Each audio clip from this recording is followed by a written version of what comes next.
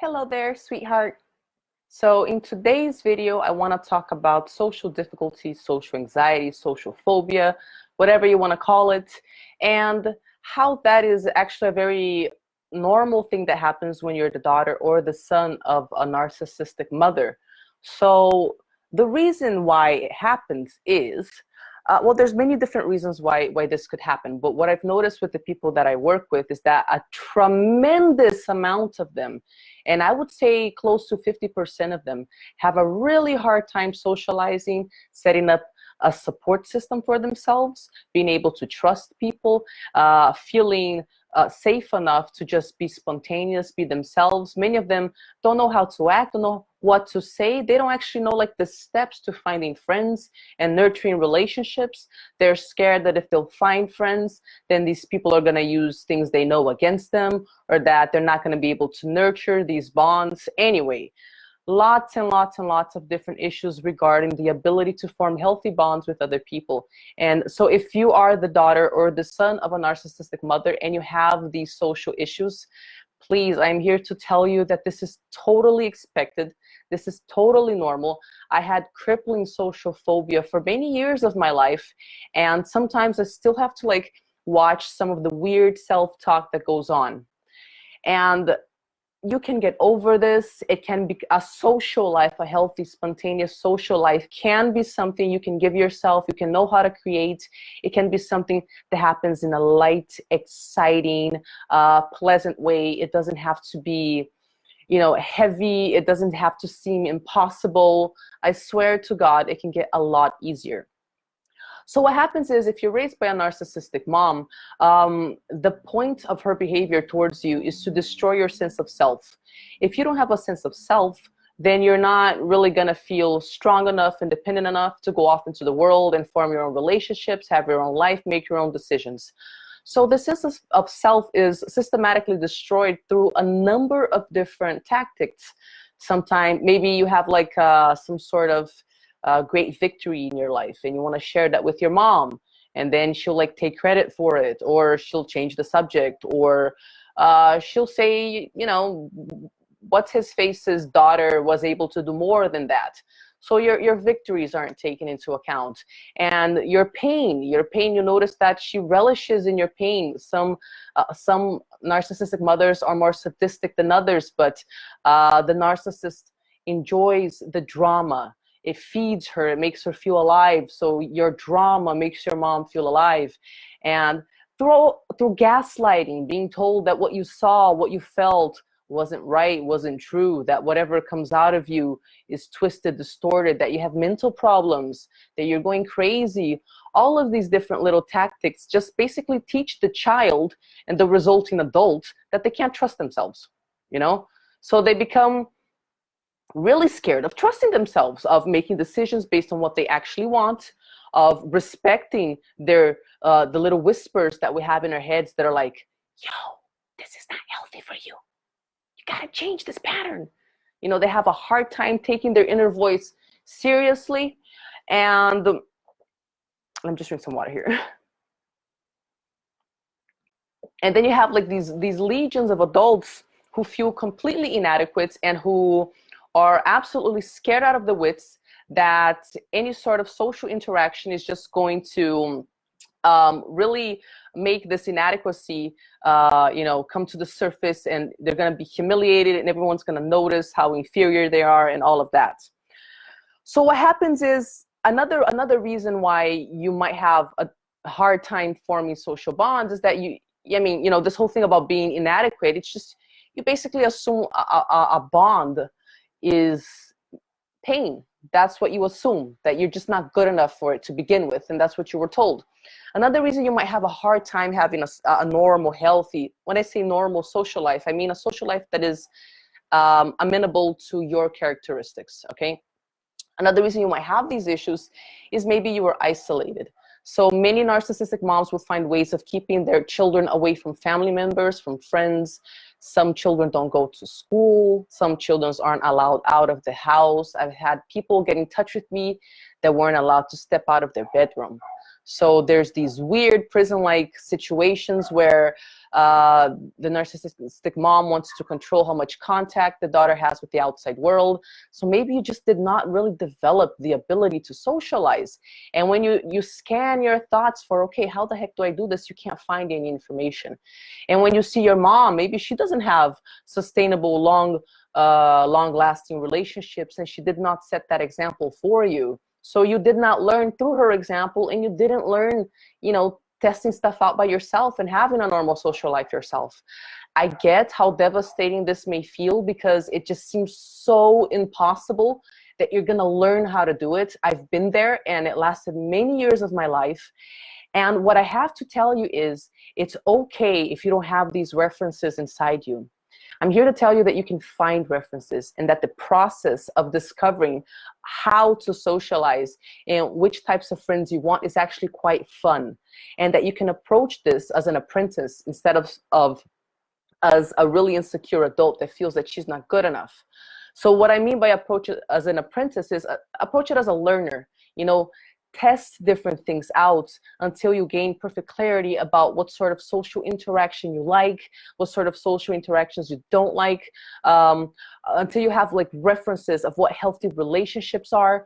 Start making a list, create your own references. You know, if you don't know what sort of friendships you have, well, start watching some Netflix series, or you know, following some blogs or whatever, where people talk about relationships, and make an active effort to have a list about what you want in your relationships. Don't allow your mind to just get lost in, oh, I'm inadequate land. No, bring it back and be proactive in creating references for what you could build in your life, since you don't have your own references. And you can learn these references by observing all sorts of things, not just Netflix series and blogs, but, you know, observe people around you. Maybe someone has a healthy example of a relationship. Look at kitty cat. Hey, kitty patootie. He's so adorable. Yeah. That's what I wanted to say. If you don't have references, you can learn, okay? And there's also, I also want to mention a couple other ways that these social issues kind of show up. Sometimes you don't feel inadequate. What you do is, there's always got to be, what the mind does, what the ego does, is it's got to make one person seem superior and the other person seem inferior. That's like the objective of the ego, you know, to be right and to make someone be wrong. So maybe you're not like the one who's inadequate. Maybe what you've done in your mind is you've decided that everyone else is inadequate. No one is intelligent enough for you. No one is interesting enough. No one is this or that enough. And then you find yourself being like super arrogant, where you're always superior to people and stuff. And really what it is you don't know how to form healthy relationships with them. And that's so painful that instead of aiming that pain at yourself, it comes out in anger and in judgment towards other people. But whether you think that you're the inadequate one or the other people are the inadequate ones, it might all be rooted in the terrifying realization that you do need people and you do want relationships. And this is terrifying because if they were so painful in the past, how can you be sure that it's even worthwhile? And when you find that it's necessary for you to feel fully alive, you know, if you want to feel fully alive, you're going to have to feel connected. You're going to have to be able to create a support system around you somehow. This can be absolutely terrifying. And we come up with all sorts of weird, interesting self-talk. So to talk us out of actually forming these bonds with other people. So let me know if you identify with anything.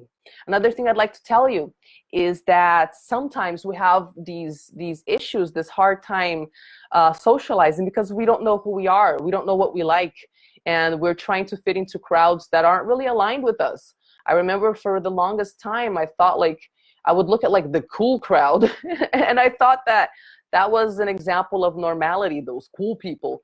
And I found that their behavior, you know, wasn't really things I liked. Like they were party goers and I'm not like a party goer. And they were always like in groups and I'm like a one-on-one type of person.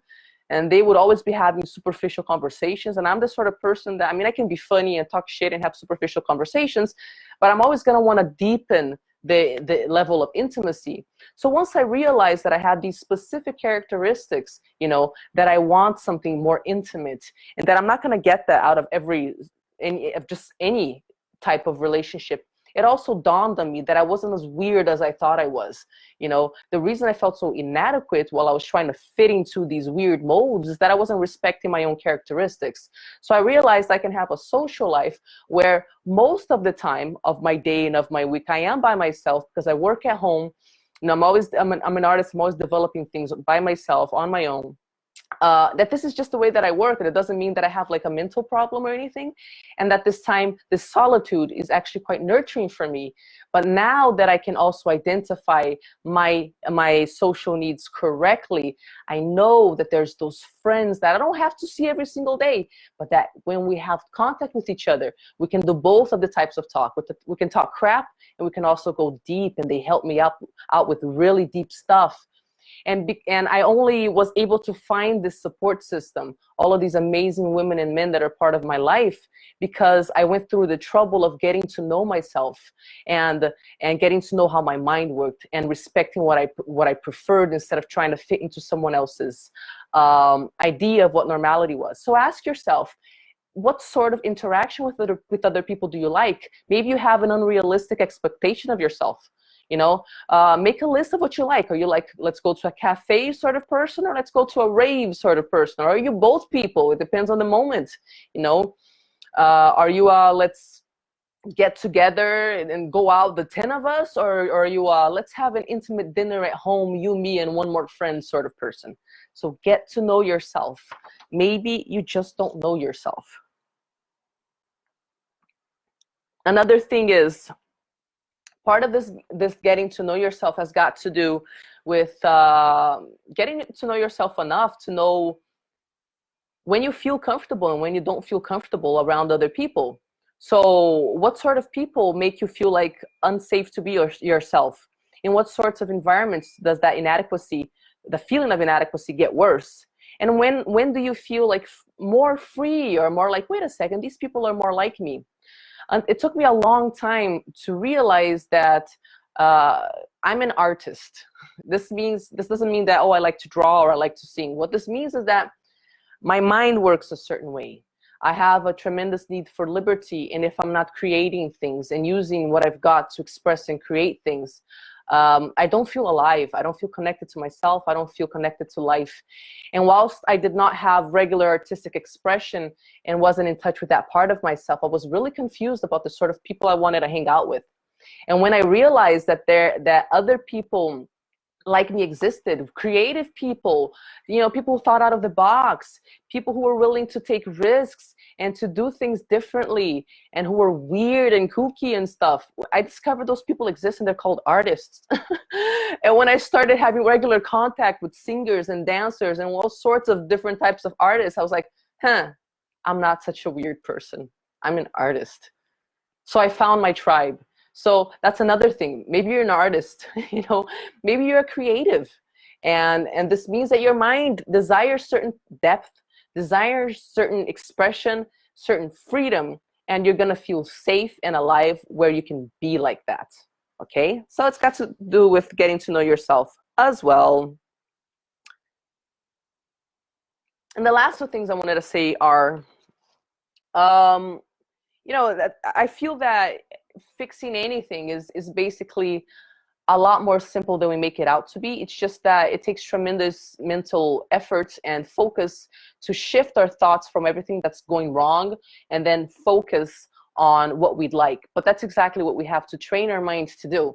So another reason you might be having these social issues is because you spend so much time focusing on all of the horrible catastrophes that could happen, all of the things that can go wrong.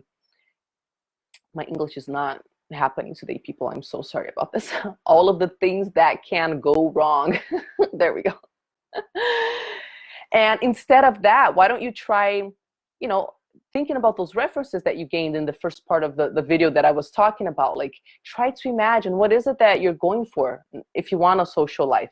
Close your eyes and imagine what it's like to feel that people are happy to see you, that you can make jokes and laugh hard as heck with someone that you feel a loving energy from. You get that they really are rooting for you. They want what's best for you.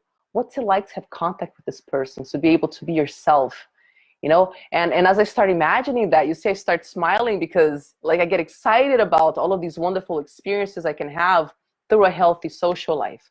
So every time you see your mind going there to that, oh, it's impossible, I can't have it, I'm inadequate, people don't like me, I'm not interesting enough route, you know, you take it and you aim it the other way and you start like imagining, no, wait, I know what I want. I want to be able to throw house parties, but with food involved, because all good get-togethers involve food. That's just like my personal opinion. And then you start like feeding, nurturing the fantasy of what you want, and it starts becoming real for you. Okay. And the last thing I wanted to say is that if this social wound is a wound that you have and it's painful for you, like it has been for me, like it was in the past for me, it made me feel like I lived in a different universe and I was floating around all by myself in this darkness with no end, and I just felt disconnected from everyone and everything, and I did not know how to get back. How do I get connected again? If this is how you feel and you can tell that it's really like stealing your quality of life and it's preventing you from having a full life, you know, and from being happy and feeling connected, then make it a life goal. Make it a life goal to heal this wound. And the moment you make the decision to go through the internal and external processes of learning how to identify healthy bonds, form healthy bonds, nurture and maintain healthy bonds, if you decide to learn how to do this, you're going to get all the opportunities. The universe is going to put the right people, the right things in your path. And it's going to be hard, of course, in the beginning. You're going to feel all of the stuff that you're used to feeling, the inadequacy, the shame, the guilt, but it gets better and better and better. And you will actually be using all of the resources you have, mental, energetic, or otherwise, to acquiring that social skill, to achieving that goal. Why? How can I tell? Because you decided. So make it a decision, make it a life goal to know how to identify and satisfy your own social needs. Okay, people, that is all I have to say about that. Let me know if you identified. If you want any videos on anything in particular, I plan on making a lot more English videos, so stay tuned. Let me know what you liked, what you want more information on. If you're new to the channel, then subscribe. I will definitely be making more videos in English. If you're looking for coaching, then send me an email at info@tarianarocha.com.br, or you can just find my email in the description. I do one-on-one coaching, and I do have a group program. My work is based on helping children, daughters and sons of narcissistic mothers, form their sense of self so that they can cope with the crippling shame and the guilt, and actually differentiate from their parents' toxic voices in their heads and be able to identify their true self's voice in a very practical, hands-on, moment-by-moment approach that allows them to be alert and transform situations as they come. I am a coach, so I am all about the action. I believe it's okay to diagnose yourself, or to be diagnosed rather, as this or that other thing, as having this disease or that other disease. It can be very liberating to understand what's wrong with you. But on the other hand, once we understand, we have to take action towards thinking first and foremost, and acting differently. And I invite you to be part of my one-on-one coaching or my Inner Mastery Lab, my group program for children of narcissistic mothers, where you will learn actual practical, actionable tools that will allow you to transform those moments and find your power in each one of those moments where you felt powerless. So subscribe to the channel if you're new. Like the video, share it if you think it might be able to help someone. I do have an email list where I share some exclusive content, so you can subscribe to that. The link is in the description as well. And that's it for today. My kitty cat, has nothing to say to you because she is in 7th heaven. So bye-bye for now, and see you next time.